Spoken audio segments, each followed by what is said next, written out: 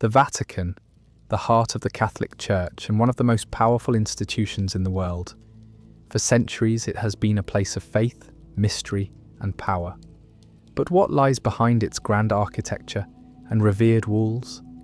What secrets does it guard, not just from its followers, but from the world at large? Throughout history, the Vatican has amassed knowledge, artifacts, and documents that could change everything we know about human history, religion, and even our understanding of the universe. But here's the chilling truth. Many of these secrets are deliberately hidden, buried beneath layers of silence and misinformation.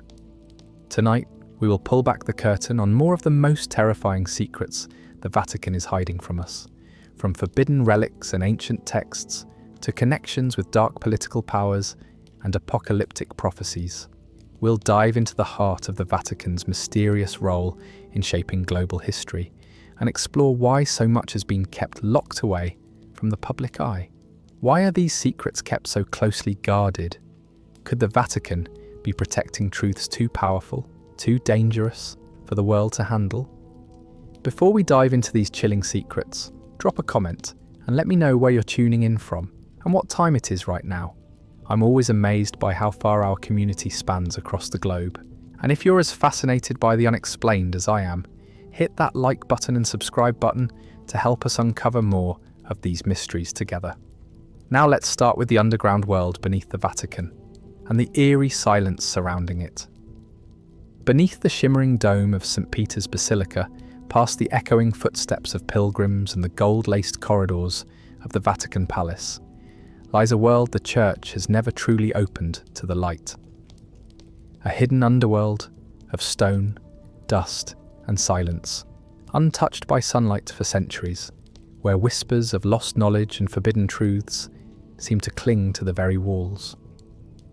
The Vatican necropolis, also known as the Scavi, is the only officially acknowledged subterranean site directly beneath the Basilica.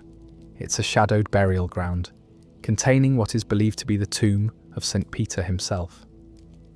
Only a handful of visitors are allowed in each day under strict supervision. But even within these limited tours, there are places, archways, sealed passages, narrow stairwells that remain permanently off-limits. Doorways with no public explanation, tunnels that lead into darkness and are never spoken of again. But this is only the surface. Over the centuries, fragments of forgotten records, archaeological inconsistencies, and cryptic eyewitness reports have hinted at something far greater. A vast subterranean network beneath Vatican City. Layers of chambers and tunnels descending far below the known catacombs, carved not just by human hands, but perhaps shaped by a far more ancient civilization. Some claim these labyrinths predate the church itself. In 1949, during renovations near the Vatican Gardens, workers reportedly stumbled upon an unmarked passageway, hidden behind a collapsed section of masonry. What they found remains unconfirmed. Some say it was a collapsed tunnel lined with strange inscriptions. Others suggest it led to a chamber filled with artifacts that were swiftly removed and locked away. The incident was never publicly acknowledged, and all those involved were reassigned, silenced, or simply vanished from public view. A former Swiss guard, under strict anonymity, once spoke of forbidden doors beneath the Apostolic Palace, massive, iron-sealed gates in the lower levels, watched at all hours, rumoured to lead to non-sanctioned zones. These areas, he said, were never mentioned in any training or floor plans, and only a select handful of cardinals had access. Why such secrecy? What could be so dangerous, so unsettling, that the very knowledge of it must be confined underground? Some historians believe the tunnels may be hiding relics from forgotten ages, objects and documents that could rewrite the official version of Christianity. The Church has long positioned itself as the heir to divine truth. But what if the truths it claims to protect were not just inconvenient, but catastrophic to its authority? There are legends of rooms lined with books bound in human skin, containing rites and doctrines lost since the Council of Nicaea, of relics too powerful to be exposed.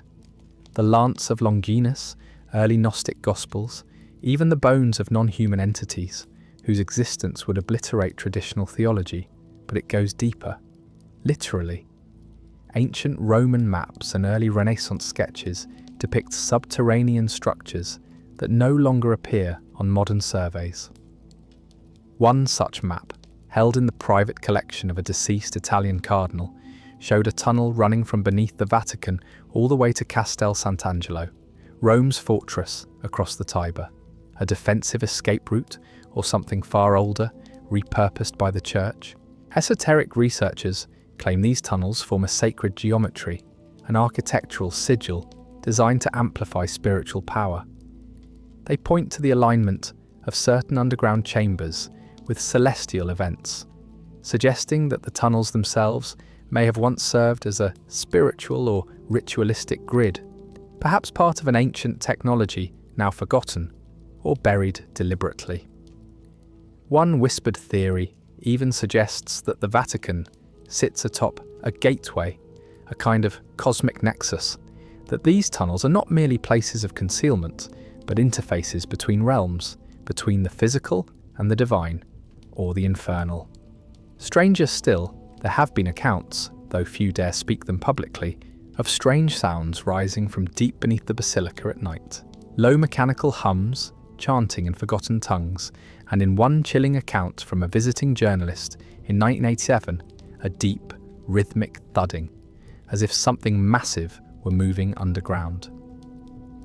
The Vatican has never commented on these reports. It doesn't deny them, it simply says nothing, which raises the question, if there is nothing to hide, why maintain such silence? There are those who believe the Church is not merely guarding relics or documents, but that beneath the Vatican lies a repository of pre-Christian knowledge, passed down through hidden lineages, maintained by secret orders within the clergy. Knowledge that could unravel the theological foundations upon which over 1 billion people rest their faith, and yet not a single photograph of these forbidden zones exists. No blueprint has ever leaked, only scattered testimonies, redacted files, and the occasional whisper from a man who's seen too much and spoken too little. Some call it a myth, others say it's the greatest cover-up in human history. But the silence remains. Heavy, watchful, intentional. As we continue our journey into the Vatican's hidden world, we must ask, what are they protecting beneath those sacred halls? A lost truth, a buried threat, or something older than faith itself? Something that was never meant to be uncovered?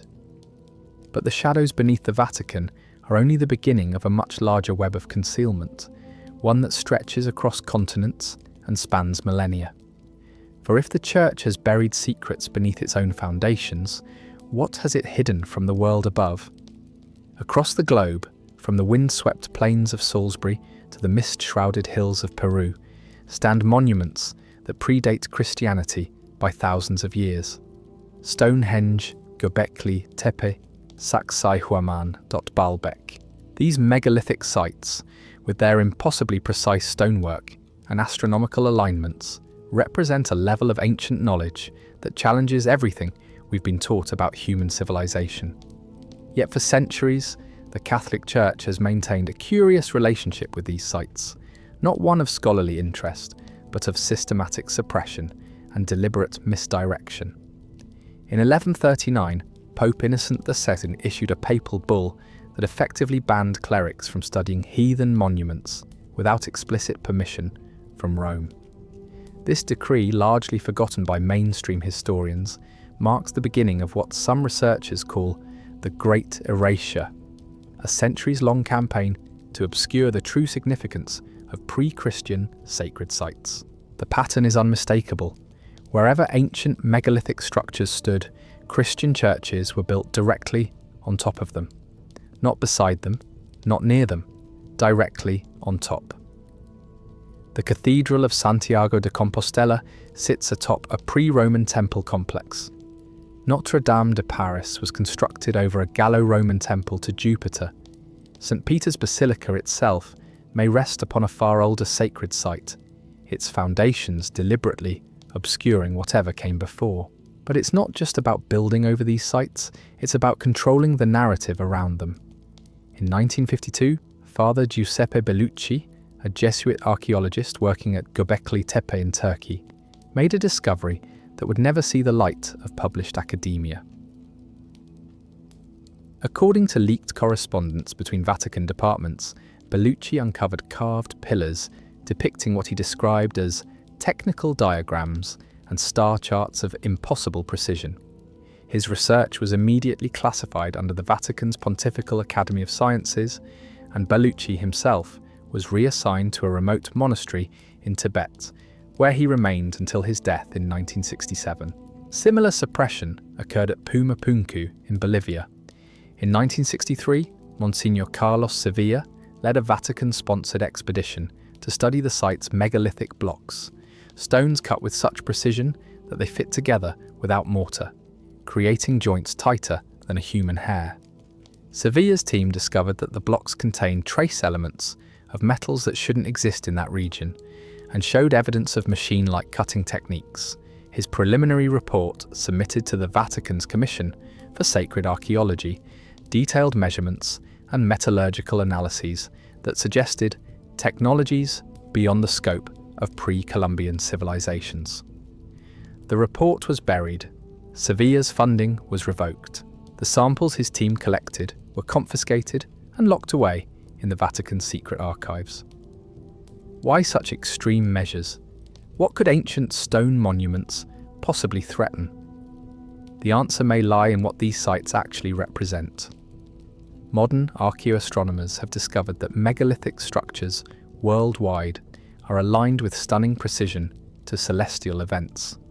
Not just the obvious ones, like solstices and equinoxes, but complex astronomical phenomena that require sophisticated mathematical knowledge to predict. Stonehenge can predict lunar eclipses decades in advance. The Antikythera mechanism, discovered in a Roman shipwreck, was a bronze computer capable of calculating planetary positions with accuracy not achieved again until the 18th century. The builders of these monuments possess knowledge that the Church has always claimed came directly from divine revelation, and only to its chosen representatives. But if ancient civilizations possess such advanced knowledge independently, what does that say about the Church's claim to be the sole conduit of divine wisdom? There's another darker possibility. Some researchers suggest that these megalithic sites weren't just observatories or temples, but functional technologies, devices designed to harness natural energies, perhaps electromagnetic fields or gravitational anomalies. Dr. Maria Benedetti, a former Vatican consultant who broke her silence in 1998, claimed that the Church possesses detailed surveys of megalithic sites worldwide, documenting their energetic properties and resonance frequencies. According to Benedetti, certain sites were deemed so potentially dangerous that they were never just built over. They were deliberately damaged or destroyed. The ancient stone circles of Ireland, she alleged, were systematically dismantled by church-sponsored teams throughout the medieval period. Not because they were pagan symbols, but because they were still functional, still capable of producing effects that the Church couldn't explain or control. In remote corners of Scotland, locals still whisper about stones that were quieted by priests, ancient monoliths that once hummed with energy, now silent after being blessed, cursed, or deliberately cracked. The Church called it sanctification. The locals called it murder. As we delve deeper into the Vatican's hidden archives, we begin to see a pattern emerging. The suppression of megalithic sites is not isolated. It's part of a much larger program of historical concealment, one that extends to entire civilizations that once walked the earth. The megalithic sites are merely the monuments left behind, towering stone witnesses to civilizations whose very existence has been systematically erased from official history. But what happens when archaeologists uncover not just their buildings, but their cities, their technologies, their entire cultures intact? The answer, according to leaked Vatican documents and testimonies from silenced researchers, is a level of suppression so complete that entire archaeological discoveries have been buried as thoroughly as the civilizations they represent. In 1935, beneath the shifting sands of the Sahara Desert, a French archaeological expedition led by Professor Henri Dumont uncovered what appeared to be the remains of a vast pre-dynastic Egyptian city. But this was no ordinary ancient settlement. The structures were built with a sophistication that predated known Egyptian architecture by thousands of years, utilizing construction techniques that wouldn't be invented until the modern era. Dumont's initial reports, filed with both the French Colonial Office and the Vatican's Pontifical Institute of Christian Archaeology, described buildings with precision-cut stone blocks, advanced water management systems, and most remarkably, what appeared to be electrical conduits running through the walls, channels lined with copper and crystalline materials, arranged in patterns that modern electrical engineers recognized as sophisticated circuitry. Within 6 months of the discovery, Vatican representatives arrived at the site. Dumont's funding was transferred to a church-sponsored research group, and the excavation was placed under ecclesiastical oversight. The site was subsequently flooded, officially due to uncontrollable groundwater seepage, though local Bedouins reported seeing Vatican engineers redirecting an underground river to submerge the ruins permanently. Dumont's personal journals, recovered after his mysterious death in 1937, revealed his growing horror at what he'd found. "These people possess technologies we can barely comprehend," he wrote. "Electric lighting, mechanical devices, metallurgy beyond our current capabilities. If this knowledge existed before Christ, before Moses, before Abraham, what becomes of our understanding of divine revelation?" The pattern repeats across the globe with disturbing consistency, but perhaps the most shocking suppression involves the discoveries made beneath the city of Rome itself. In 1962, during construction of a new subway line, workers broke through into a vast underground complex that predated Roman civilization by centuries. The chambers contained artifacts and architectural elements that suggested a highly advanced culture, one that possessed knowledge of engineering, metallurgy, and mathematics that wouldn't be matched until the Renaissance. Among the discoveries were tablets inscribed with what appeared to be technical diagrams, blueprints for machines whose purpose researchers could only guess at. Some depicted what looked like sophisticated mechanical devices, others showed star charts with mathematical calculations that demonstrated knowledge of celestial mechanics far beyond what ancient civilizations were supposed to possess. The discovery was immediately classified under Vatican oversight. The subway construction was rerouted, the chambers were sealed, and all workers were reassigned to projects outside Italy. The artifacts were crated and transferred to the Vatican secret archives, where they joined thousands of other suppressed relics from civilizations that officially never existed. The Vatican's official position on such discoveries is consistent. They either don't exist, are misinterpretations of known archaeological finds, or represent later intrusions into older sites. But the pattern of suppression suggests something far more disturbing, that the Church has been systematically hiding evidence of advanced pre-Christian civilizations because their existence would fundamentally challenge Christian doctrine. If humanity possessed advanced knowledge before the supposed divine revelations to biblical figures, if sophisticated civilizations flourished without any connection to Abrahamic religions, then the Church's claim to be the exclusive conduit of divine wisdom becomes untenable.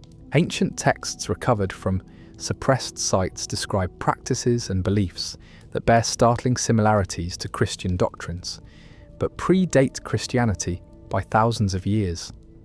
Concepts of resurrection, divine incarnation, spiritual transformation, all present in civilizations that supposedly knew nothing of such ideas.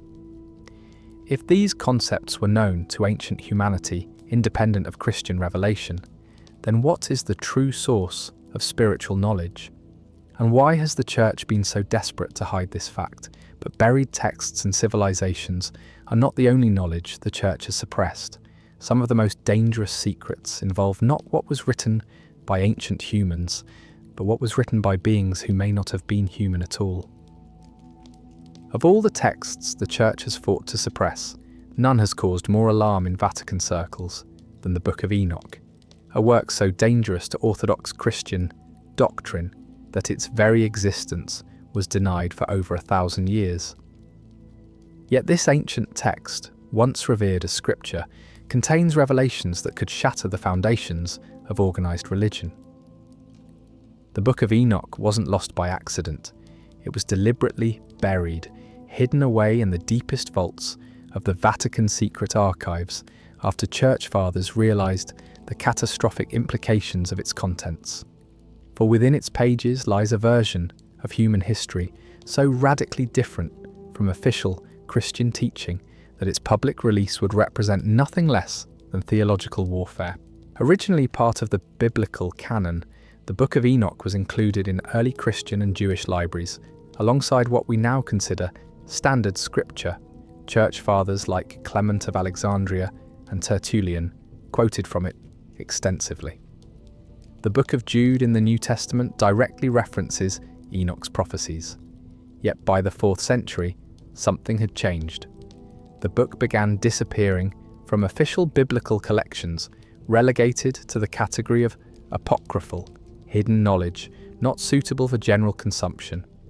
What could be so dangerous about the story of Enoch, the man who walked with God and was taken up to heaven without dying? The answer lies in Enoch's detailed description of his heavenly journey and what he encountered there. According to the surviving fragments, Enoch was taken not to a spiritual realm, but to what can only be described as a technologically advanced civilization. The angels he encounters are not ethereal beings of light, but physical entities possessing advanced knowledge of genetics, astronomy, metallurgy, and sciences that wouldn't be discovered by humanity for thousands of years. These beings, called the Watchers, are described in terms that read like ancient attempts to comprehend advanced technology. They possess chariots of fire that move through the sky, structures that shine like crystal and lightning, and devices that can show visions of distant places and future events. Most disturbing of all, they are actively involved in genetic manipulation, breeding with human women and teaching forbidden knowledge to early humanity. The Book of Enoch describes the Watchers teaching humanity forbidden knowledge, the secrets of metallurgy, astronomy, mathematics, and most remarkably, genetic manipulation. Enoch witnesses these beings conducting what can only be described as breeding experiments, creating hybrid offspring called the Nephilim, giants who possess both human and non-human characteristics. These accounts bear striking similarities to modern descriptions of genetic engineering and extraterrestrial contact. The Watchers' chariots move through the sky with capabilities that match contemporary UFO reports. Their structures, described as crystalline and filled with impossible light, sound remarkably like advanced technology viewed through ancient eyes. Perhaps most disturbing is Enoch's description of being taken to see the ends of the earth, locations where he witnesses the machinery of creation itself. He describes chambers where the weather is controlled, where the movements of celestial bodies are regulated, where the very forces of nature are managed by beings whose knowledge surpasses human understanding. If Enoch's account is accurate, then what Christianity has interpreted as spiritual encounters with divine beings were actually contacts with an advanced non-human civilization, one that was deliberately guiding and manipulating human development. The Church has known for centuries that something non-human was involved in human development, and they've been hiding it because it destroys their entire theological framework. The suppression goes beyond mere textual censorship. Archaeological sites that might corroborate Enochian accounts have been systematically avoided or classified. In 1958, a joint Vatican-Israeli excavation near Qumran, where the Dead Sea Scrolls were discovered, uncovered what archaeologists privately described as technological artifacts of unknown origin. The dig was immediately classified, the artifacts removed to Vatican vaults, and the site sealed. Similar suppressions have occurred wherever Enochian references surface. Ancient Mesopotamian tablets describing the Anunnaki, beings who came from the sky and genetically modified early humans, are kept in Vatican collections, far from public scrutiny. Native American traditions of star people, African legends of sky gods, and Australian Aboriginal accounts of Wangina, all describing similar non-human entities, are dismissed as mythology, their artifacts locked away in church-controlled institutions. The Church's fear is understandable. If the Book of Enoch represents accurate historical accounts rather than religious metaphor, then humanity's relationship with the divine is far more complex than Christian doctrine allows. The possibility that non-human intelligences have been guiding human spiritual development for millennia would shatter the Church's claim to exclusive divine authority. But there's an even darker implication hidden within Enochian literature, one that explains the Church's desperate efforts to suppress not just the book itself, but all evidence of humanity's true spiritual history. According to Enoch, the advanced beings he encountered possessed knowledge not just of technology and genetics, but of human consciousness itself, including the secret of what happens to the soul after death. And if their teachings about the afterlife are true, then everything the Church has told humanity about salvation, judgment, and eternal life may be a carefully constructed deception. The shadow cast by suppressed Enochian texts reveals an even more shocking truth, that the early Christian Church once taught doctrines so fundamentally different from modern Christianity that their discovery would trigger a theological revolution. Among the most carefully buried of these teachings is one that strikes at the very heart of Church authority, the doctrine of reincarnation. For the first 500 years of Christianity, the concept of multiple lifetimes was not heretical. It was orthodox. Early Church fathers openly discussed the soul's journey through successive incarnations, and the belief that spiritual evolution occurred across many lifetimes was considered compatible with Christian salvation. Yet today, any mention of reincarnation is branded as Eastern mysticism or New Age deception. What happened? Why did the Church systematically erase this fundamental teaching from Christian doctrine? The answer lies in a deliberate campaign of theological revision, so thorough that most Christians today have no idea their religion once embraced the very concepts it now condemns. The earliest Christian communities, particularly those influenced by Gnostic teachers, taught that the soul undergoes multiple incarnations as part of its journey toward ultimate union with the divine. This wasn't seen as contrary to Christ's message. It was understood as the mechanism by which that message could be fully realized. How else, early Christians asked, could a soul achieve the perfection that Christ demanded except through multiple opportunities for spiritual growth? Origen of Alexandria, one of the most influential early church fathers, wrote extensively about pre-existence and the soul's journey through successive lives.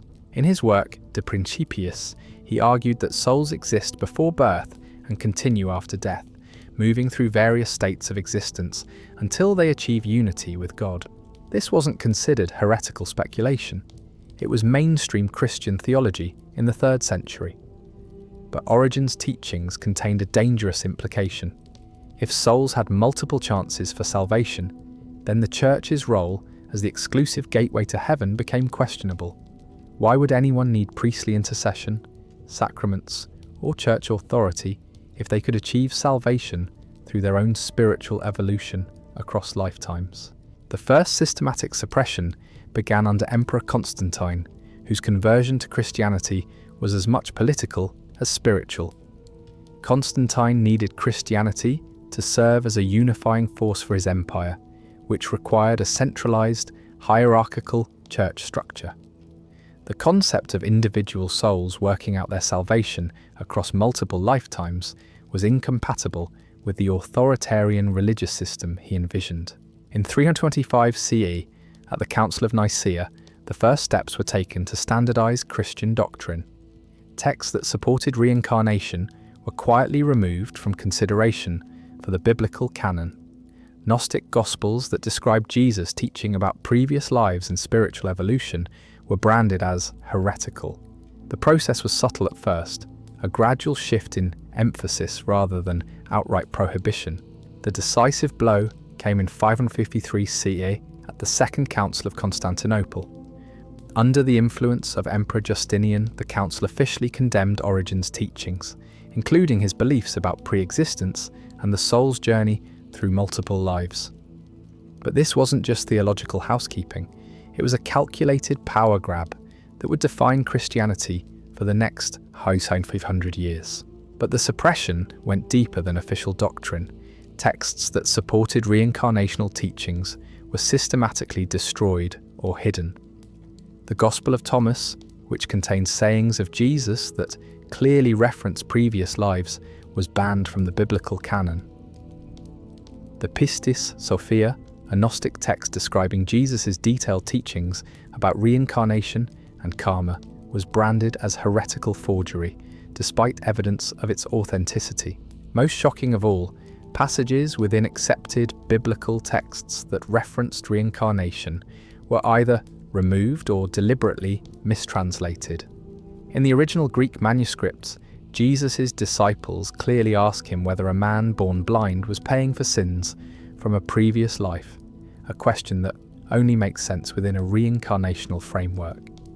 Modern translations obscure this meaning, but the original text is unambiguous.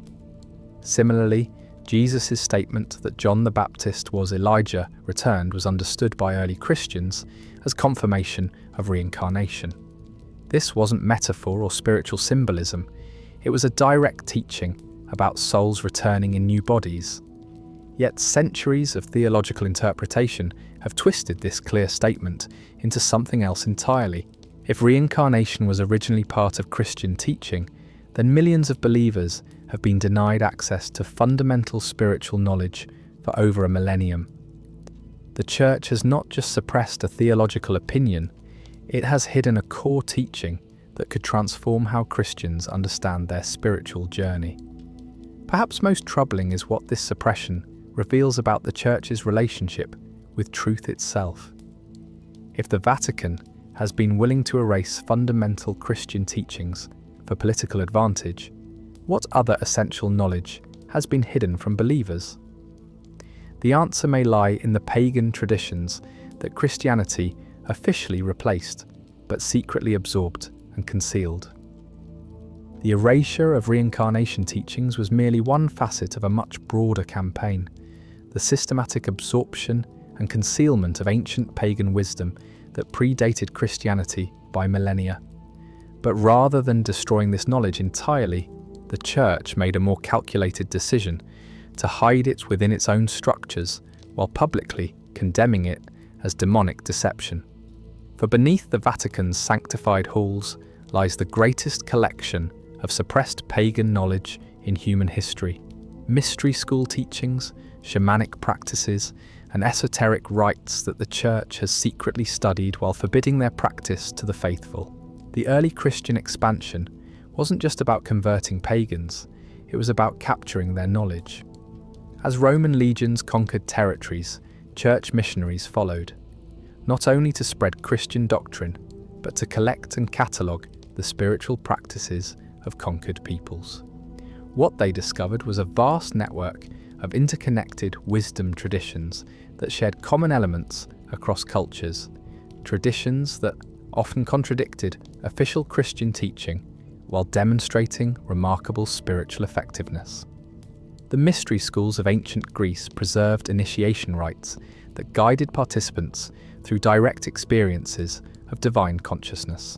Egyptian temple complexes housed technologies for inducing altered states of awareness that allowed communication with non-physical entities. Celtic druids possessed detailed knowledge of natural energies and their manipulation for healing and divination. Native shamanic traditions worldwide demonstrated abilities to traverse non-ordinary reality and return with practical knowledge. Rather than dismiss these practices as primitive superstition, Church investigators found them to be sophisticated systems of consciousness exploration that often produced results that Christian prayer and ritual could not match. The Eleusinian mysteries, practiced for over 2,000 years before their forced closure by Christian authorities, offered initiates direct experience of what they called death and rebirth, a mystical journey that guaranteed fearlessness in the face of mortality. Participants emerged from the rites transformed, possessing what Greek philosophers described as certain knowledge of the soul's immortality. When church investigators studied the mysteries in the 4th century, they discovered that the initiates' experiences closely paralleled the mystical states described by Christian saints, but were achieved through specific techniques that had nothing to do with Christian doctrine. The implications were terrifying. If pagans could achieve direct divine contact through their own methods, what was the purpose of Christian mediation? Rather than allow this knowledge to remain in pagan hands, the church made a strategic decision. The mystery schools were closed, their priests were either converted or executed, but their knowledge was preserved, hidden within church archives and secretly adapted for use by select Christian mystics. The pattern repeats across every culture Christianity encountered. Native American vision quest techniques, African shamanic trance practices, Siberian soul journey methods, all were studied, catalogued, and hidden while being publicly branded as devil worship. The Vatican even maintains what insiders call the Forbidden Library, a collection of grimoires, magical texts, and esoteric treatises that officially doesn't exist. These books, gathered from conquered pagan cultures, contain practical instructions for abilities that the Church teaches are impossible for ordinary humans, while secretly training select individuals in their use. But the suppression of pagan knowledge pales in comparison to the Church's most systematic campaign of intellectual control. The creation of an official list of forbidden ideas so dangerous that merely reading them was considered a mortal sin. While the Church was secretly absorbing pagan knowledge for its own use, it simultaneously launched the most comprehensive censorship campaign in human history, the Index Librorum Prohibitorum, or Index of Forbidden Books. For over 400 years, this list dictated what Catholics could read, think, and believe, creating a system of intellectual control so pervasive that entire fields of human knowledge were effectively erased from public consciousness. But the Index was far more than religious censorship. It was a strategic weapon designed to suppress specific ideas that threatened not just Catholic doctrine, but the entire power structure that the Church had spent centuries constructing. The books that made it onto the Index reveal a pattern of suppression so systematic that it amounts to intellectual warfare against human consciousness itself. Established in 1559 under Pope Paul IV, the Index began as a response to the Protestant Reformation, but quickly expanded to encompass any text that challenged church authority. What started as an attempt to control religious dissent became a comprehensive program of thought control that would shape Western civilization for centuries. The first index contained relatively predictable entries, Protestant theological works, translations of the Bible into vernacular languages, and writings that questioned papal authority. But as the list grew, it began including works that had nothing to do with religious doctrine. Scientific texts that contradicted church cosmology, philosophical works that suggested alternative sources of truth, and most tellingly, ancient texts that preserved pre-Christian knowledge. Dr. Roberto Carlini, a former Vatican librarian who spent decades cataloguing suppressed materials, discovered in the 1980s that the selection process for the index followed principles that had little to do with protecting faith and everything to do with maintaining control. They weren't just banning heretical ideas, Carlini revealed in posthumously published memoirs. They were systematically suppressing any text that suggested humans could access truth independently of church authority. Books on natural philosophy, ancient wisdom traditions, even mathematical treatises, all banned not because they contradicted scripture, but because they implied that knowledge could come from sources other than revelation. Perhaps most revealing were the alchemical and hermetic texts that filled page after page of the index. These works, which combined early chemistry with spiritual philosophy, were banned not because they promoted non-Christian beliefs, but because they described practical methods for spiritual transformation that bypassed church mediation entirely. The Hermetic tradition, based on texts attributed to Hermes Trismegistus, taught that humans possessed divine spark and could achieve direct gnosis, knowledge of God, through their own efforts.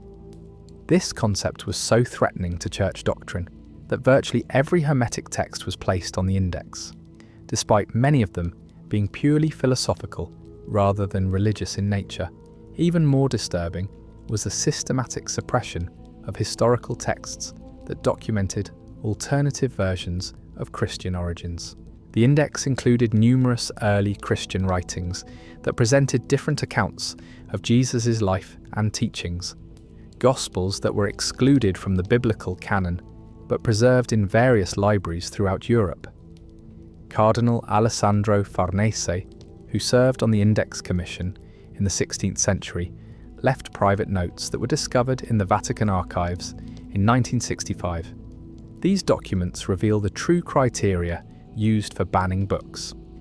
Any text that suggests the Church is not the sole guardian of divine truth represents a mortal threat to our authority. We must ensure that the faithful never encounter ideas that could lead them to seek God without our guidance. The Index Commission operated with resources that rivaled intelligence agencies. Church agents scoured libraries, monasteries, and private collections across Europe, identifying dangerous texts for prohibition. Once banned, books were not just forbidden, they were actively hunted down and destroyed. Entire libraries were burned, their contents lost forever to protect Catholic orthodoxy. But the most sinister aspect of the index was its secret supplement, books that were too dangerous even to be publicly banned. These texts, known within Vatican circles as the Hidden Index, contained knowledge so threatening that acknowledging their existence would itself be dangerous. The Hidden Index allegedly included complete copies of works that were officially declared lost or destroyed. The lost books of Livy that described early Roman encounters with technologically advanced peoples, complete versions of Gnostic Gospels that contained Jesus' detailed teachings on consciousness and human potential, even scientific treatises from the Library of Alexandria that documented knowledge centuries ahead of its time. The index wasn't officially abolished until 1966, but its influence persists in Vatican policy toward dangerous knowledge. The same principles that guided index selection, protecting church authority by suppressing alternative sources of truth, continue to shape Vatican decisions about what information to release or suppress. Modern Vatican archives still contain thousands of texts that were placed on the index, but never made public. These books, officially under study by church scholars, remain inaccessible to independent researchers. Their contents, deemed too dangerous for public consumption centuries ago, are still considered threats to Catholic orthodoxy today. But of all the knowledge the Church has worked to suppress, perhaps none has caused more internal alarm than the secrets surrounding the military order that was supposed to be its most loyal protector, the Knights Templar. On Friday, October 13, 1307, dawn broke over a Europe forever changed. In a coordinated operation spanning the entire continent, agents of King Philip IV of France and Pope Clement V moved simultaneously against the most powerful military order in Christendom, the Knights Templar. What history records as the suppression of a heretical organisation may have been something far more sinister: the systematic seizure of knowledge and artefacts so dangerous that their very existence threatened the foundations of Christian civilization. The official narrative is familiar. The Templars had become corrupt, engaging in blasphemous rites and accumulating wealth that rivaled kingdoms. Their Grand Master, Jacques de Molay, was burned at the stake in 1314, cursing both Pope and King as he died. The order was dissolved, its members scattered or executed, its treasures confiscated by the Church and Crown. But this version of events obscures a far darker truth. one that Vatican archives have guarded for over 700 years. The Knights Templar were not just warrior monks protecting pilgrims to the Holy Land. They were archaeologists, scholars, and collectors of forbidden knowledge on a scale that dwarfed any contemporary institution. During their 2 centuries of operation, they had access to sites, texts, and artifacts that predated Christianity by millennia, and what they discovered there changed them in ways that the Church found intolerable. The Templars' base of operations on the Temple Mount in Jerusalem was no accident. They had chosen the site not just for its symbolic significance, but because their investigations had revealed it sat atop archaeological treasures of incalculable value. For nearly a century, Templar teams conducted secret excavations beneath the mount, following ancient maps and texts that guided them to chambers sealed since before the time of Christ. Brother Henry de Montfort, a Templar knight whose private journal was discovered in 1891 in a walled-up room of a French castle, wrote detailed accounts of what the order found beneath Jerusalem. His descriptions, suppressed by church authorities who acquired the manuscript, describe vast underground complexes containing libraries, artifacts, and technologies that he struggled to understand with medieval vocabulary. These weren't the discoveries of primitive peoples, but evidence of advanced civilizations that possessed knowledge far exceeding anything in the medieval world. The Templars found mathematical texts that wouldn't be invented for centuries, astronomical calculations that demonstrated accurate knowledge of celestial mechanics, and most disturbing of all, detailed accounts of human history that contradicted everything the Church taught about creation and divine revelation. But the Templars' most dangerous discovery wasn't technological, it was theological. Deep beneath the Temple Mount, they uncovered what appeared to be the original archives of early Christianity, containing Gospels, letters, and historical documents that presented a version of Christ's life and teachings radically different from church doctrine. These texts, according to leaked fragments from Vatican archives, described Jesus not as the unique Son of God, but as one of many advanced teachers who had appeared throughout human history to guide spiritual evolution. They contain detailed instructions for consciousness techniques that produce direct divine contact, mathematical formulas that describe the structure of reality itself, and most shocking of all, prophecies that accurately predicted the rise and corruption of the institutional church. Father Antoine Dubois, a Vatican historian who studied classified Templar materials in the 1960s, left notes that were discovered after his death describing texts that made clear that Christ's true teachings had been systematically altered by the Church to serve institutional rather than spiritual purposes. The Templars, Dubois wrote, had discovered proof that Christianity, as practiced by the Vatican, bore little resemblance to the religion actually taught by its founder. Armed with this knowledge, the Templars began operating as a shadow church, preserving true Christian teachings while publicly conforming to Vatican orthodoxy. They developed initiation rites based on the consciousness techniques they had discovered, created a financial system that operated independently of church control, and most dangerous of all, began spreading their knowledge to select individuals outside the order. The Vatican's response was swift and total, but the destruction of the Templars wasn't motivated by their supposed heresies. It was driven by the Church's desperate need to reclaim the knowledge they had discovered and ensure it could never again threaten ecclesiastical authority. The coordinated arrests of 1307 were not just about suppressing a dangerous organisation, they were about seizing the most comprehensive collection of suppressed knowledge in medieval Europe. Templar treasuries didn't just contain gold and silver, but libraries of forbidden texts, collections of ancient artifacts, and detailed records of archaeological discoveries that the Church immediately classified as too dangerous for public knowledge. But the Templars had anticipated their suppression.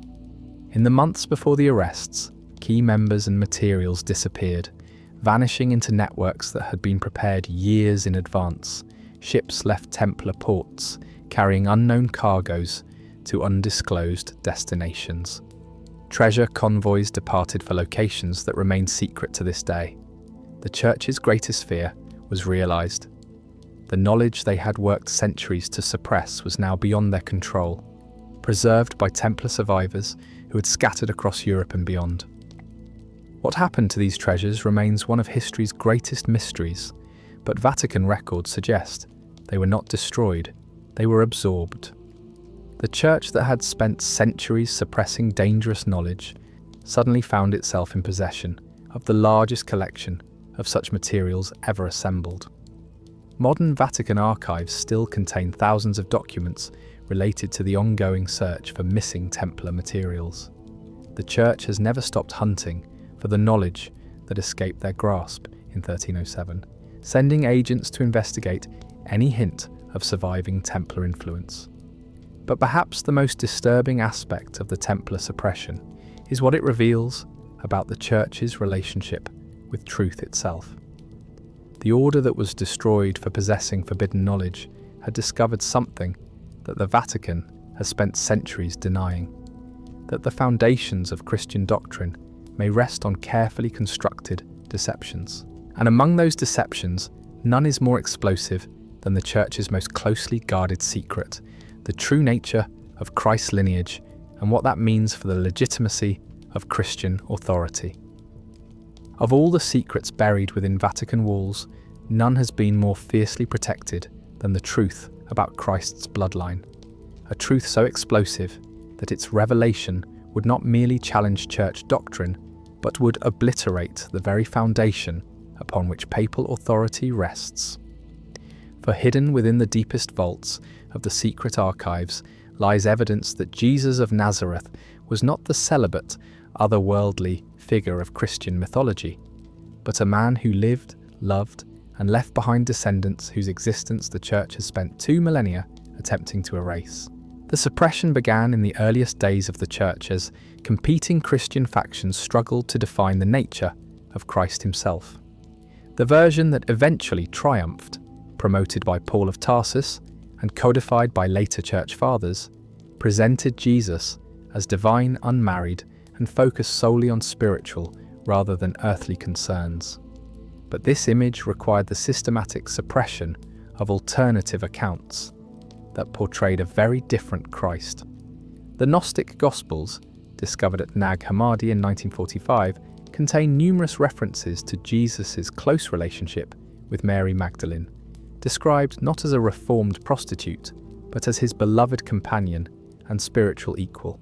The Gospel of Philip explicitly states that Jesus kissed her often on the mouth and loved her more than the other disciples. The Gospel of Mary presents her as the recipient of special teachings that Jesus shared with no one else. These weren't metaphorical or symbolic relationships. The texts describe Mary Magdalene as Jesus' koinonos, a Greek term that specifically denotes a sexual partner or spouse. They detail private conversations between Jesus and Mary about intimate spiritual practices, describe her as carrying his child, and most dangerous of all, present her as the rightful heir to his teachings rather than Peter, upon whom the Catholic Church claims its authority. Dr. Karen Valdez, a biblical scholar who gained access to restricted Vatican documents in the 1990s, discovered correspondence between early Church Fathers that reveals their awareness of Jesus' marriage and children. Letters between Clement of Rome and Ignatius of Antioch, dating to the late 1st century, discuss the Magdalene problem and the need to redirect attention from earthly heirs to spiritual succession. They knew, Valdez revealed in leaked interviews, before her mysterious death in 2001. The earliest church leaders were fully aware that Jesus had been married and had children. The decision to suppress this information wasn't theological, it was political. If Jesus had human heirs, then the bishop's claim to exclusive divine authority became questionable. The suppression intensified as the church consolidated power in the 4th century. Emperor Constantine's conversion to Christianity brought imperial resources to bear on rewriting Christian history. Texts that mentioned Jesus' family were systematically collected and destroyed. Early Christian communities that preserved bloodline traditions were branded as heretical and eliminated, but the knowledge proved impossible to completely erase.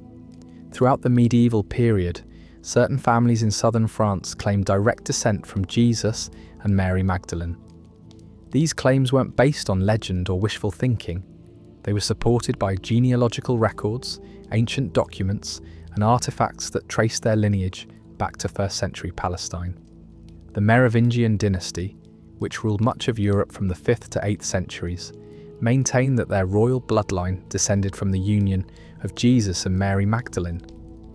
This claim was taken seriously enough by the Church that Pope Zachary personally orchestrated the dynasty's overthrow in 751 CE, replacing Merovingian rulers with the Carolingian dynasty, which owed its legitimacy to papal approval rather than divine bloodline. The suppression of bloodline claims intensified during the Crusades, when church forces gained access to Palestinian archaeological sites that might contain evidence of Jesus' family. The Knights Templar, during their excavations beneath the Temple Mount, reportedly discovered genealogical records and burial sites that confirmed the existence of Jesus' descendants. Brother Guillaume de Sonnac, the 17th Grand Master of the Knights Templar, left coded messages in his official correspondence that were decoded by Vatican cryptographers in the 20th century. These messages reference the sacred lineage and the order's duty to protect the bloodline until the time of revelation. The Templars weren't just guarding treasure, they were protecting living descendants of Christ. The Church's response was characteristically thorough.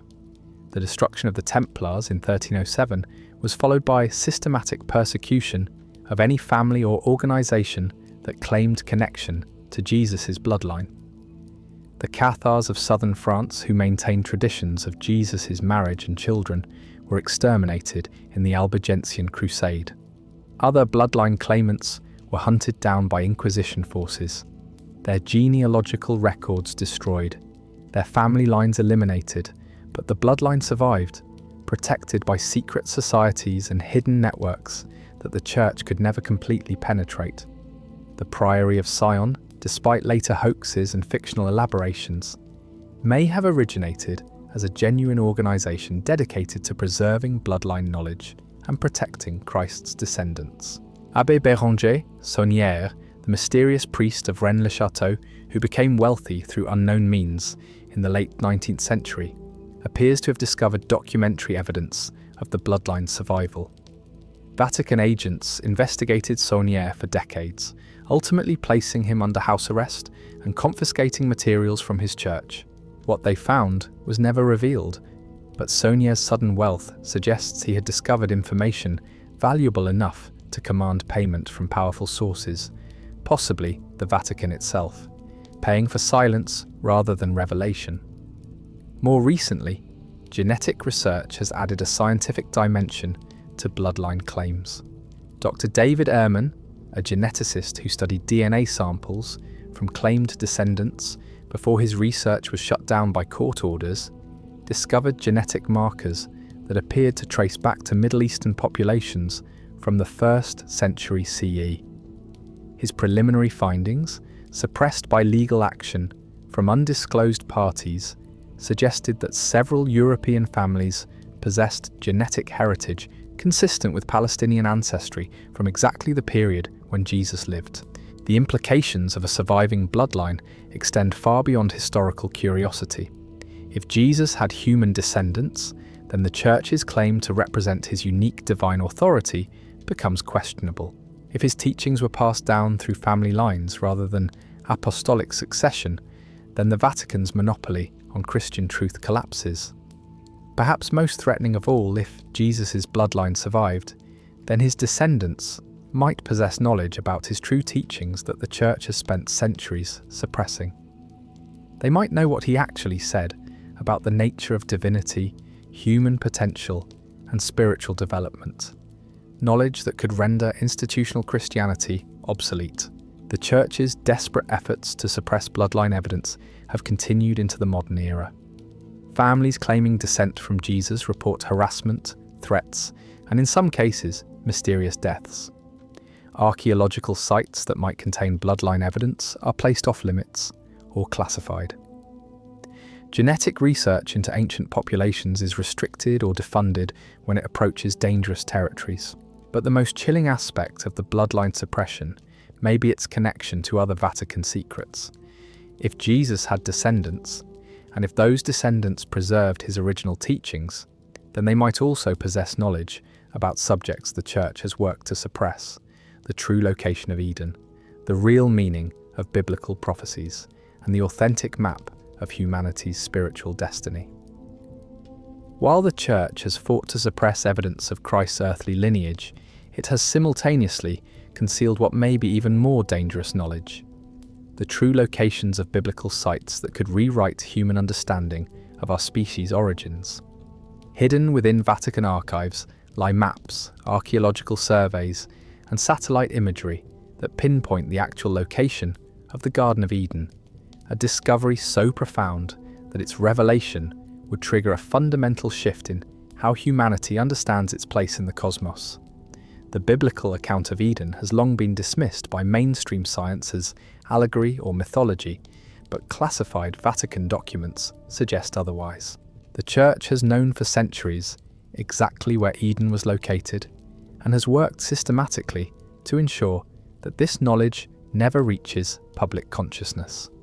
The search began in earnest during the 19th century, as archaeological techniques advanced and biblical scholarship became more sophisticated.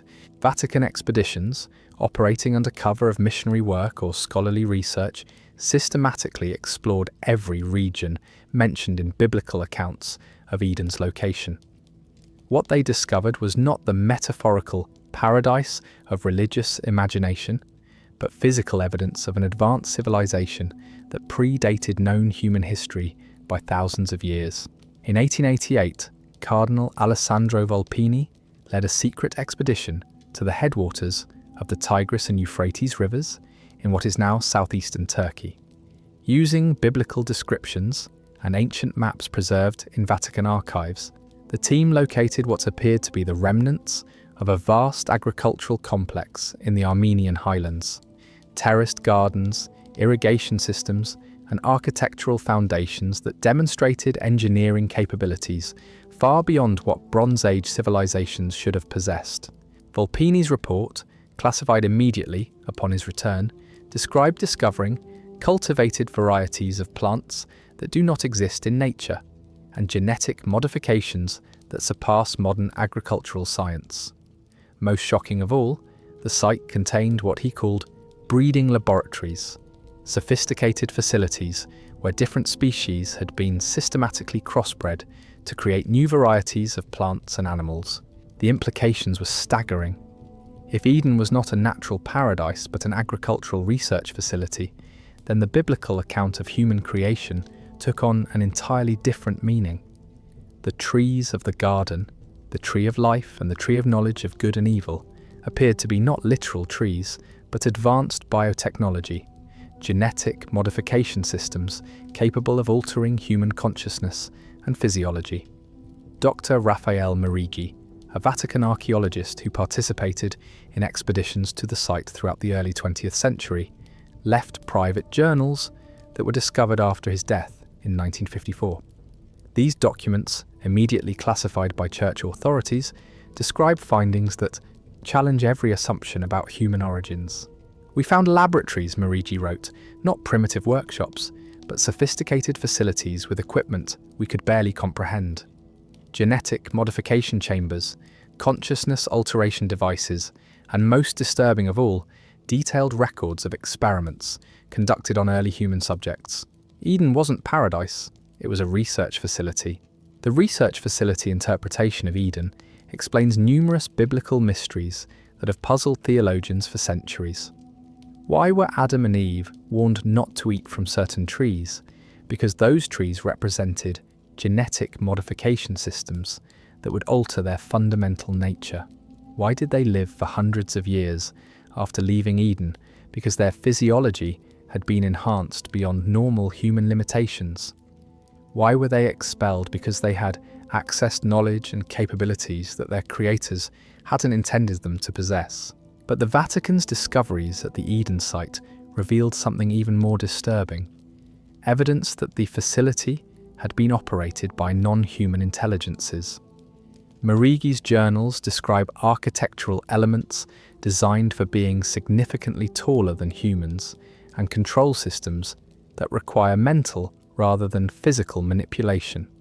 Most chilling of all, the site contained what he called hibernation chambers, stasis pods designed to preserve living beings for extended periods. Some of the chambers were empty, Marigi wrote. Others contained remains that were definitely not human, but several appeared to have been recently vacated, as if the occupants had left within the last few centuries rather than millennia ago. The possibility that Eden's creators might still be active sent shockwaves through Vatican leadership. If non-human intelligences had been involved in human genetic modification, and if those beings were still monitoring their experiments, then the Church's entire theological framework collapsed. Humans weren't created by God in the traditional sense. They were the products of advanced biotechnology operated by beings whose nature and intentions remained unknown. Subsequent Vatican expeditions to the Eden site, conducted throughout the 20th century, discovered additional evidence that supported this interpretation. Underground chambers contained star charts that demonstrated knowledge of astronomy impossible for ancient civilizations. Genetic laboratories held samples of DNA from species that didn't exist on Earth. Most disturbing of all, monitoring equipment was still functional, suggesting that the site remained under active observation. Brother Thomas Kellner, a Jesuit scientist who participated in expeditions during the 1960s, broke his vow of silence in a deathbed confession recorded by his nephew in 1987. According to Kellner, the Vatican had not just discovered Eden, they had made contact with its current operators. They were still there, Kellner whispered. Not in physical form, but their monitoring systems were active. We found communication devices that could interface with human consciousness. And some of our team members reported receiving direct mental contact. The beings identified themselves as the Elohim, the same term used in Genesis, but they weren't angels. They were geneticists, and Earth was their laboratory. The contact experiences described by Kellner and other expedition members painted a picture of humanity as an ongoing experiment in consciousness development. The Elohim had created humans as a hybrid species, combining their own genetics with native Earth primates, and had been monitoring human development for millennia. The various interventions described in biblical accounts, the flood, the Tower of Babel, the destruction of Sodom and Gomorrah, were not divine punishments but experimental adjustments, correcting deviations in the human development program. Most disturbing of all, the Elohim indicated that the experiment was approaching a critical phase. Humanity was nearing the point where it would either achieve the consciousness level its creators intended, or would require resetting to begin the process again. The Vatican's response to these discoveries was to classify the entire Eden research program under the highest levels of secrecy. The site itself was placed under international protection as an archaeological preserve, effectively preventing independent research while allowing continued Vatican access. All expedition members were sworn to secrecy under pain of excommunication, and many were reassigned to remote locations where they could be monitored. But the Church's knowledge of Eden's true location was only part of a larger pattern of geographical suppression.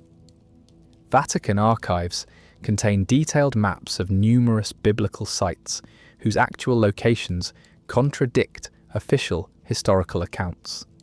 The real Mount Sinai, where Moses received the commandments, is not in Egypt's Sinai Peninsula, but in northwestern Saudi Arabia, surrounded by evidence of massive volcanic activity, consistent with biblical descriptions of fire and smoke. The true locations of Sodom and Gomorrah have been identified through satellite archaeology, revealing cities destroyed by what appears to have been nuclear-level devastation. Glass formations, radiation signatures, and geological evidence that matches modern understanding of atomic destruction rather than natural disasters. Even more shocking, Vatican surveys have located what appear to be the landing sites described in Ezekiel's vision of the wheels within wheels, circular formations in remote desert locations that show evidence of extreme heat and electromagnetic disturbance. These sites, scattered across the Middle East, suggest that the biblical accounts of divine visitations were actually documentation of advanced technological contact. The implications are staggering. If the Church has possessed accurate maps of biblical sites for over a century, if they have physical evidence that supports technological rather than supernatural interpretations of biblical events, then the entire foundation of Christian theology requires fundamental revision. But perhaps most dangerous of all is the possibility that these sites remain active, that the intelligences responsible for humanity's genetic modification are still monitoring their experiment and preparing for the next phase of human development. The Vatican's suppression of Eden's location may not be about protecting religious doctrine, but about preventing humanity from making contact with its true creators before the Church can control the outcome of that encounter. Yet even as the Church works to suppress knowledge of humanity's artificial origins, it faces an even more immediate threat. Prophecies that predict not just the end of human civilization as we know it, but the revelation of secrets that would destroy institutional Christianity forever. On May 13, 1917, in the small Portuguese village of Fatima, 3 shepherd children claimed to witness an apparition of the Virgin Mary, an event that would trigger one of the Catholic Church's most intensive cover-up operations. The apparition allegedly revealed 3 secrets to the children, the first 2 of which were eventually made public. But the third secret, supposedly revealed in 2000, may be one of the most carefully constructed deceptions in Vatican history, designed to conceal revelations so catastrophic that their disclosure would signal the end of institutional Christianity. The official version of the Third Secret, released by Pope John Paul II, describes a vision of persecution against the Church, including the assassination attempt on the Pope himself. But this sanitized account contradicts decades of evidence suggesting that the real Third Secret contains prophecies so disturbing that every pope who has read it has emerged visibly shaken, and several have contemplated releasing it before being convinced otherwise by Vatican officials. Sister Lucia dos Santos, the last surviving visionary of Fatima, left behind far more than the Church has ever acknowledged. Hidden within her private correspondence, discovered after her death in 2005, are references to visions that bear no resemblance to the Vatican's official version. These letters, immediately classified and removed from public access, describe revelations about the nature of reality itself that would fundamentally alter humanity's understanding of its place in the cosmos. Cardinal Joseph Ratzinger, before becoming Pope Benedict XVI, served as prefect of the Congregation for the Doctrine of the Faith and was responsible for managing the Fatima secrets. According to leaked Vatican correspondence, Ratzinger expressed grave reservations about the Church's handling of the Third Secret, writing in a private memo that the faithful are not prepared for revelations that would shake the foundations of faith itself. What could be so disturbing that the Church would risk centuries of credibility to conceal it? The answer may lie in the true nature of what appeared to the children at Fatima. Modern analysis of the eyewitness accounts, combined with information leaked from Vatican investigations, suggests that the Virgin Mary, who appeared to the children, exhibited characteristics that align more closely with advanced technological manifestations than traditional religious apparitions. Dr. Jacques Vallée, a computer scientist and UFO researcher who gained access to classified Vatican files in the 1970s, discovered that Church investigators had documented numerous anomalous phenomena associated with the Fatima events. These included electromagnetic disturbances, aerial objects exhibiting impossible flight characteristics, and most disturbing of all, evidence that the apparition possessed detailed knowledge of future technological developments. The entity that appeared to the children demonstrated capabilities that were clearly technological in nature, Vallée revealed in classified interviews that were leaked decades later. It could project images directly into their minds, manipulate weather patterns, and most significantly, it possessed detailed knowledge about nuclear weapons development before such weapons existed. This wasn't divine revelation, this was advanced intelligence demonstrating superior technology. The real third secret, according to sources within Vatican intelligence networks, describes not religious persecution, but technological revelation. The entity identified itself not as the Virgin Mary, but as a representative of the intelligence behind human genetic modification, the same beings responsible for the Eden Project. The miracle of the sun, witnessed by 70,000 people at Fatima, wasn't a religious miracle, but a technological demonstration designed to validate the message being delivered. The suppression of the real third secret intensifies when one considers the timing of key Vatican decisions. Every major shift in church policy regarding extraterrestrial life, advanced technology, and human origins has coincided with high-level discussions about Fatima. The establishment of the Vatican Observatory, the Church's increased interest in astrobiology, and its evolving position on evolution all trace back to internal debates about the implications of the Fatima revelations. Cardinal Silvano Piovanelli, who served on the commission that studied the Third Secret, left private journals that were discovered in 2010. These documents, immediately classified, describe meetings where Vatican officials debated the readiness of humanity for contact with its creators and discussed managed disclosure scenarios that would preserve institutional authority while revealing necessary truths. The journals suggest that the Church has been preparing for eventual disclosure of humanity's artificial origins, but wants to control the process to maintain its role as intermediary between humans and their creators. The real third secret apparently provides a timeline for this disclosure, along with specific conditions that must be met before full revelation can occur. Perhaps most disturbing are references in Piovanelli's journals to ongoing communication with the intelligence behind the Fatima manifestations. According to these accounts, the entity has remained in contact with select Vatican officials, providing guidance on how to prepare humanity for the transition period when human consciousness will be upgraded to the next evolutionary level.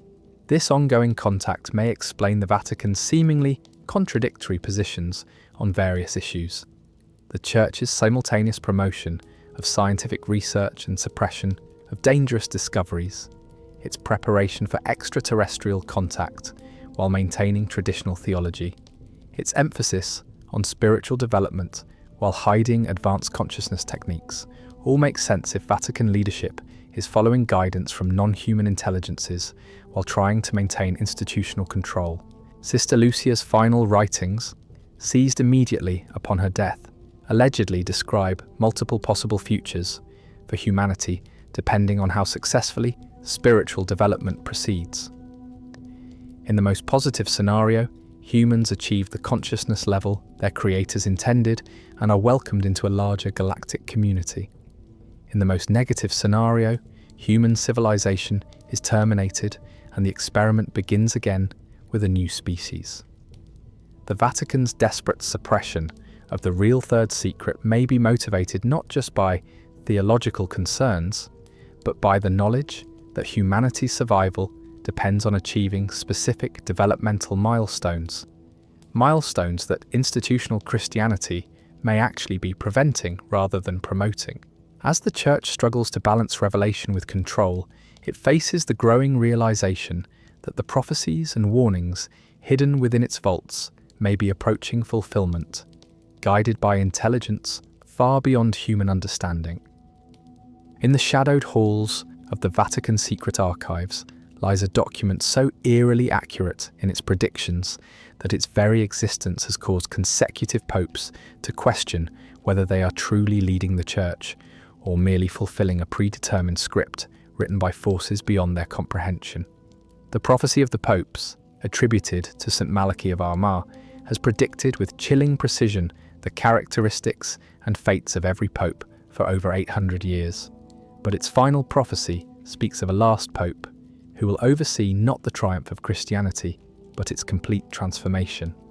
St. Malachy, a 12th century Irish archbishop, claimed to have received divine visions during a visit to Rome in 1139. These visions, he said, revealed the identity and nature of every pope who would lead the church until its final days. Malachy recorded his prophecies as a series of cryptic Latin phrases, each describing a future pope through symbolic imagery that would prove remarkably accurate across centuries. But what makes these prophecies truly unsettling is not their accuracy, it's what they reveal about the nature of papal succession itself. The predictions suggest that the selection of popes has not been guided by human choice or divine inspiration, but by a predetermined plan that ensures each pontiff will fulfill a specific role in a larger narrative whose ultimate purpose remains hidden. The implications terrified Vatican officials. If papal succession was following a predetermined script, then the Church was not being guided by divine providence, but by an intelligence capable of predicting and manipulating human events across centuries. The question became, who or what possessed such capabilities, and what was the ultimate purpose of the papal sequence? Father Malachy, a Vatican insider who spent decades studying the prophecies before his death in 1999, left behind encrypted notes that were decoded only recently. These documents reveal that Vatican leadership has been aware since at least the 18th century that the prophecies were following an exact timeline, and that the Church has been unconsciously fulfilling a script written by unknown intelligence.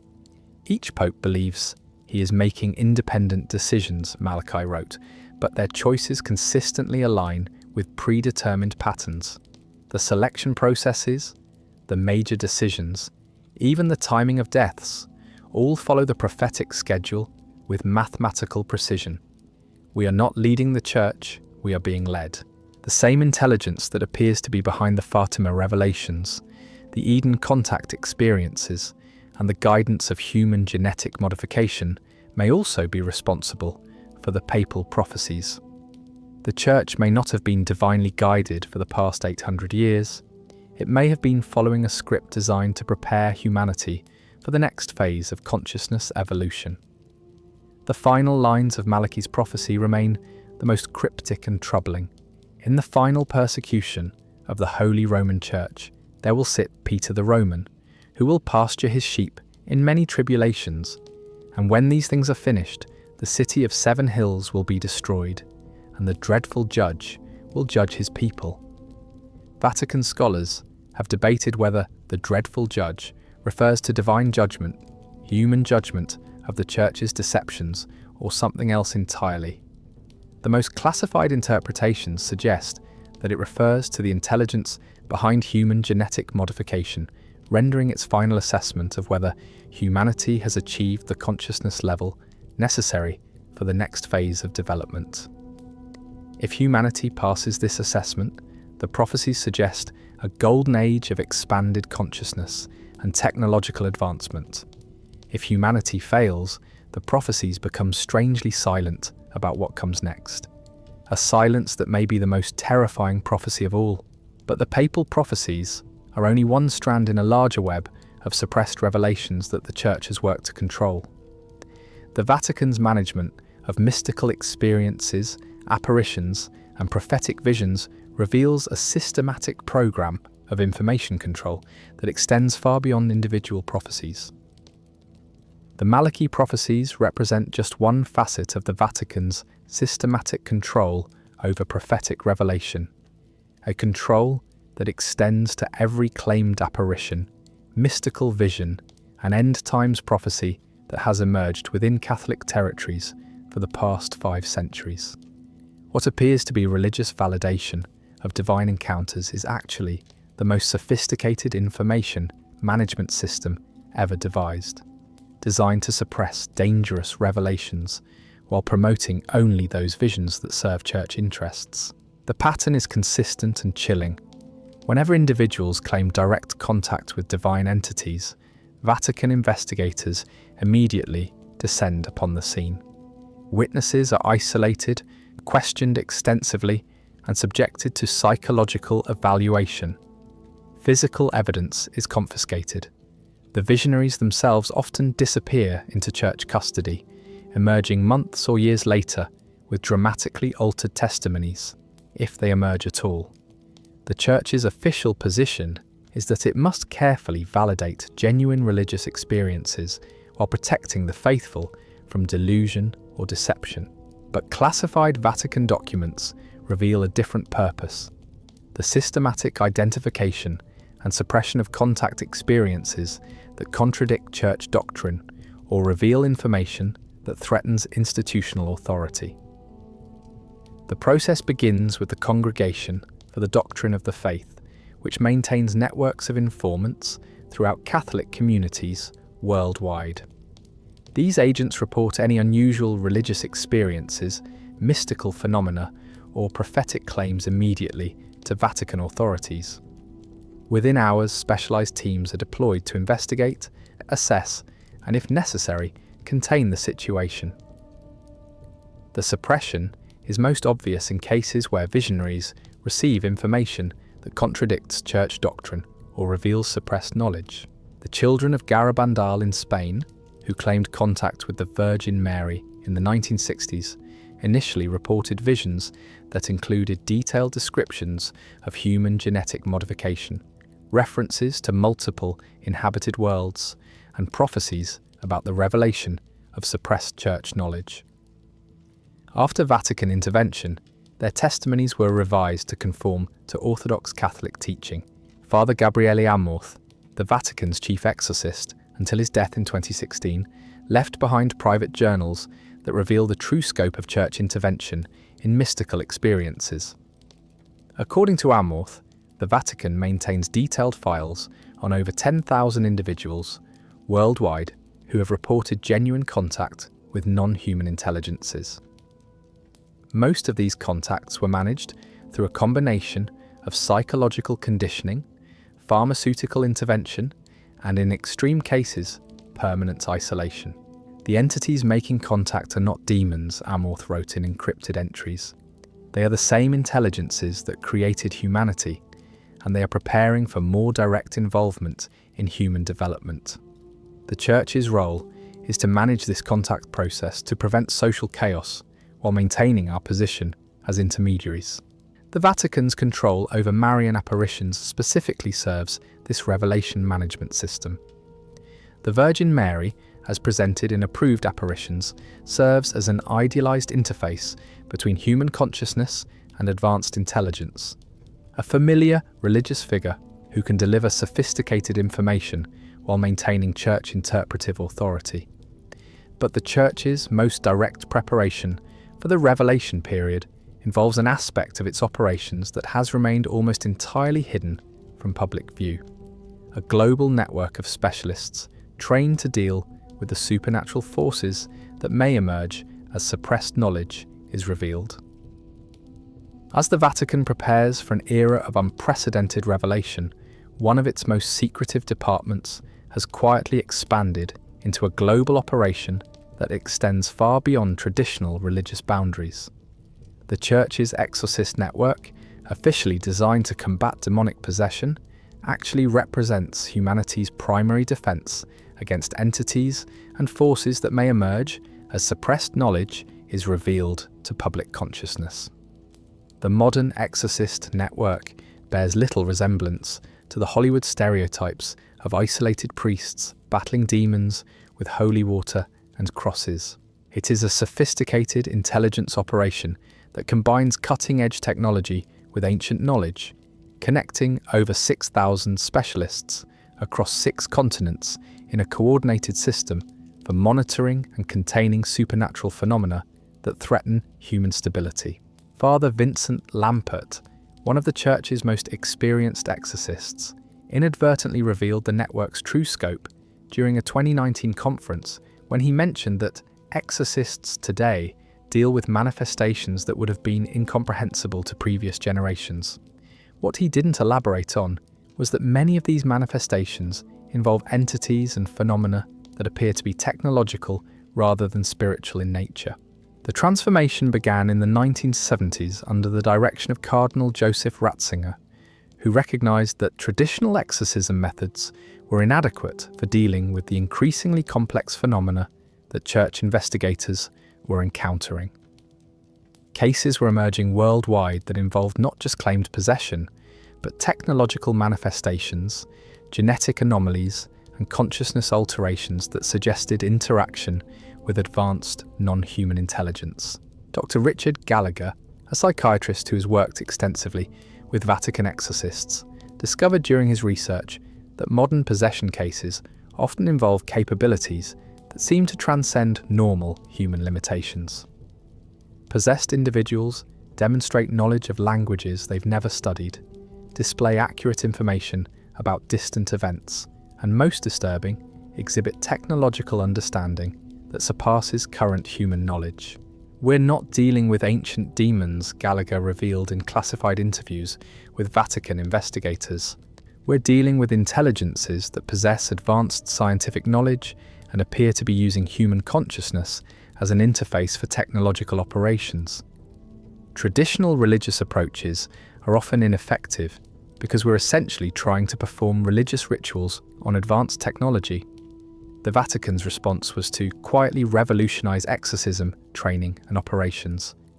The new network combines traditional spiritual techniques with cutting-edge understanding of consciousness, neuroscience, and theoretical physics. Exorcists receive training not just in Latin prayers and religious ritual, but in electromagnetic field detection, quantum consciousness theory, and most classified of all, communication protocols for interacting with non-human intelligence. The most classified aspect of the network involves what insiders call contact teams, specialists trained to communicate with the intelligences behind possession phenomena. These teams, operating under the deepest levels of church secrecy, have reportedly established communication protocols with entities that identify themselves as the same intelligences responsible for human genetic modification. The Vatican's most secret exorcist training facilities, located in remote monasteries in Tibet and Peru, combine traditional religious instruction with advanced technological education. Trainees learn to use electromagnetic field generators, consciousness amplification devices, and most classified of all, communication equipment that allows direct interface with non-human intelligence. Recent leaked Vatican communications suggest that the Exorcist network is preparing for what officials call the emergence, a period when the entities behind human genetic modification will begin direct mass communication with human populations. The network's role during this period will shift from containment to translation, helping humanity understand and adapt to revelations that will fundamentally transform human civilization. But the Church's preparation for supernatural emergence is only part of a larger pattern of institutional complicity in humanity's darkest historical episodes. As we delve deeper, we discover that the Vatican's influence extends even further into the very bloodlines that have shaped European power for over a millennium. In the shadowed corridors of European power, where ancient bloodlines meet modern influence, lies one of the Vatican's most carefully guarded secrets: its intimate connection to the black nobility, those ancient aristocratic families who trace their power not merely to medieval conquests, but to something far more mysterious and profound. These families, whose names whisper through history like incantations, maintain a relationship with the Vatican that transcends political alliance and enters the realm of species-level coordination.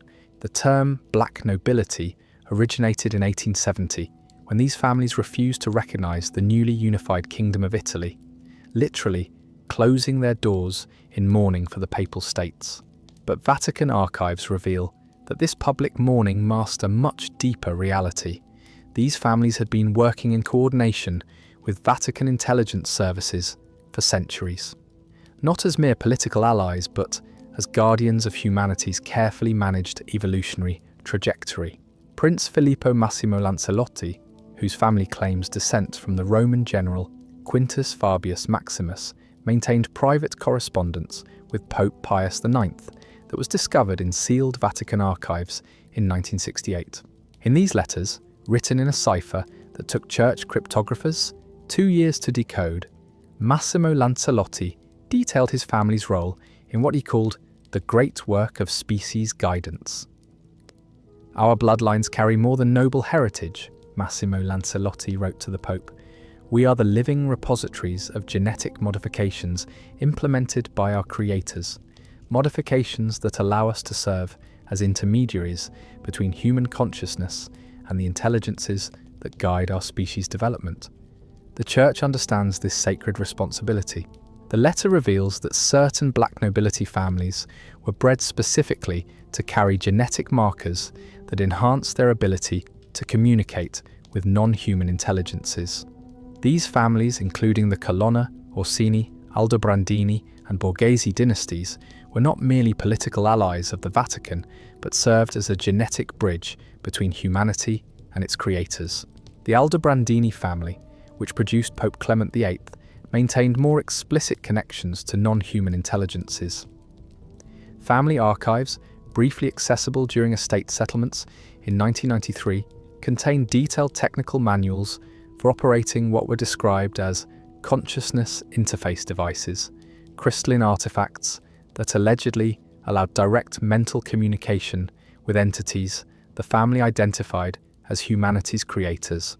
These devices, according to family records, were used to receive instructions about managing human evolutionary development.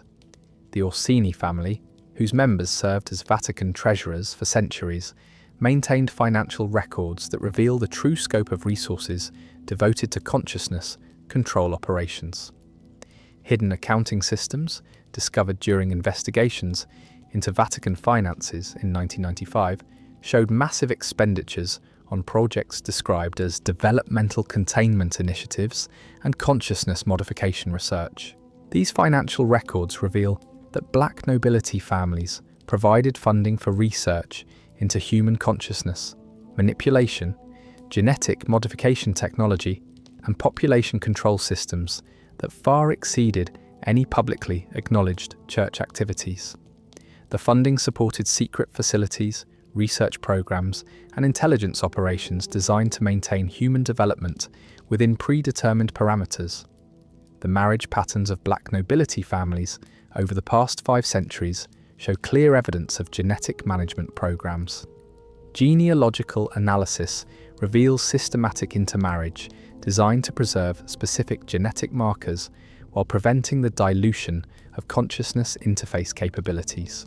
The Vatican maintained detailed records of these bloodlines and actively coordinated marriage arrangements to optimize genetic outcomes. As we examine these ancient bloodlines and their otherworldly connections, we begin to understand how the Vatican's influence extends far beyond religious authority and human institutions, into artifacts and relics that may possess powers beyond our current understanding. In the deepest vaults beneath Vatican City, where the weight of centuries presses down like a prayer whispered in ancient tongues, lie artifacts that defy every law of physics and challenge our understanding of reality itself.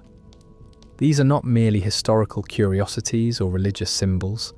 They are functional technologies left behind by intelligences that shaped human civilization, devices whose power remains active, whose purpose continues to influence the course of human development in ways that most can barely imagine. The existence of these artifacts has been documented in fragmentary records spanning 2 millennia, but their true nature was revealed only through classified research programs that the Vatican has conducted in secret collaboration with intelligence agencies and scientific institutions worldwide. What emerges from this research paints a picture of technologies so advanced that they appear supernatural to human perception, yet operate according to principles that suggest a deep understanding of consciousness as a fundamental force in the universe. The Ark of the Covenant, long dismissed by skeptics as mythological, resides in a specially constructed chamber 5 levels beneath the Sistine Chapel. The chamber, built according to specifications found in texts recovered from the Library of Alexandria before its destruction, maintains precise electromagnetic conditions that Vatican scientists have discovered are necessary to safely contain the Ark's effects on human consciousness and local reality. Cardinal Joseph Ratzinger, who later became Pope Benedict XVI, served on a secret Vatican committee that studied the Ark from 1978 to 1985. His classified reports, portions of which were leaked during the Vatican document releases of 2019, describe the Ark as a consciousness interface device of extraordinary sophistication that allows direct communication with what he termed the architects of human reality.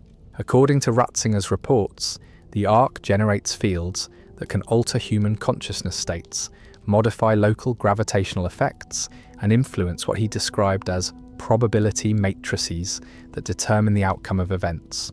The device appears to operate through manipulation of quantum fields that modern physics is only beginning to understand, suggesting that its creators possessed scientific knowledge far exceeding current human capabilities.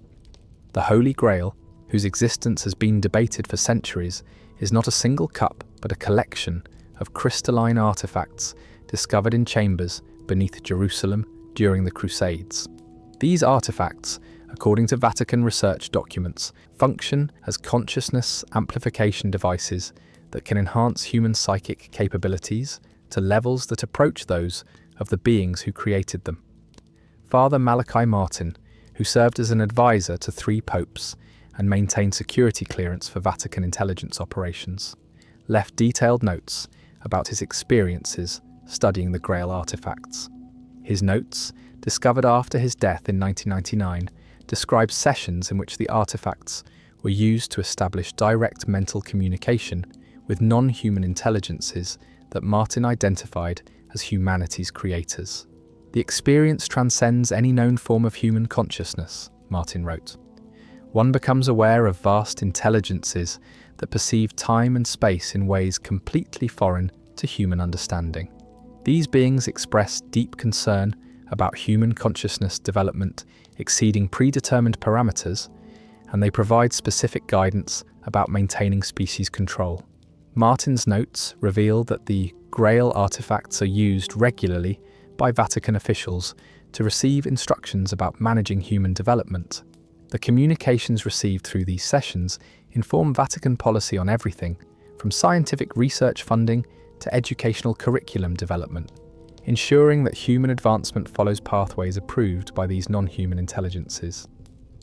The Spear of Longinus, traditionally believed to be the spear that pierced Christ's side during the crucifixion, functions as what Vatican documents describe as a reality modification device. The artifact, housed in a chamber that requires specific electromagnetic shielding, can apparently alter local spacetime conditions in ways that affect probability outcomes and consciousness states. Studies conducted by Vatican researchers in collaboration with scientists from CERN reveal that the spear generates quantum field fluctuations that influence what physicists call quantum decoherence patterns. These patterns, according to research documents, can be manipulated to ensure that random events produce outcomes that serve predetermined objectives for consciousness control. The artifact has been used, according to internal Vatican documents, to influence major historical events by subtly altering probability matrices that govern random occurrences.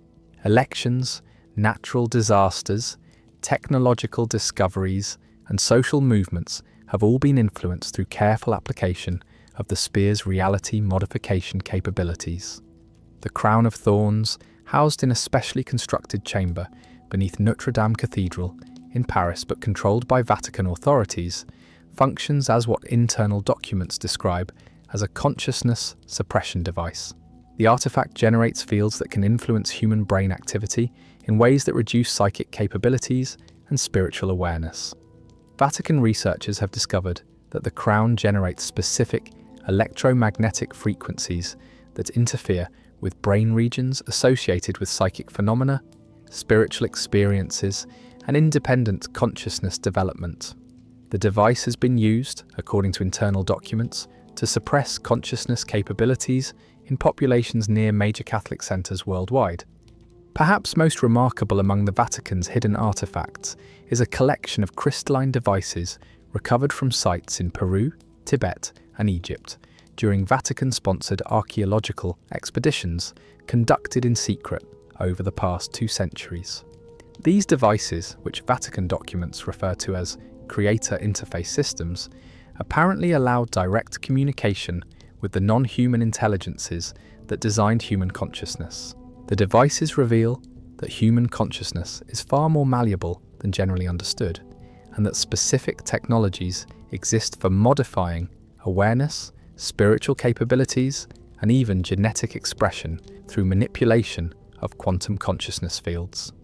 The intelligences that created these technologies maintain active involvement in human development, providing continuous guidance to ensure that human evolution follows predetermined pathways. As we contemplate these artifacts and their implications, we begin to understand that the Vatican's deepest secrets extend beyond human politics and earthly power into realms that challenge our fundamental understanding of reality itself.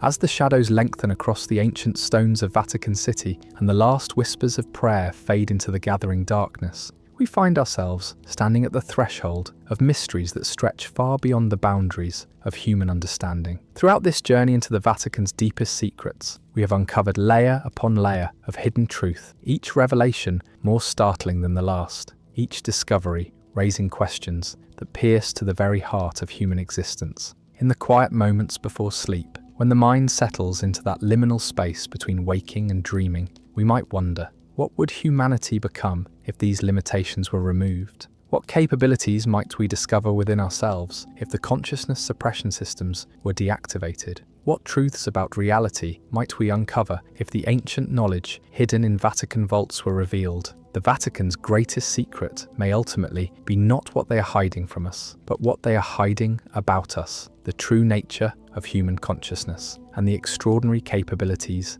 that lie dormant within every individual, waiting for the moment when humanity remembers what it was always meant to become. What do you think lies in the deepest vaults of Vatican City? What secrets might still await discovery in those ancient chambers?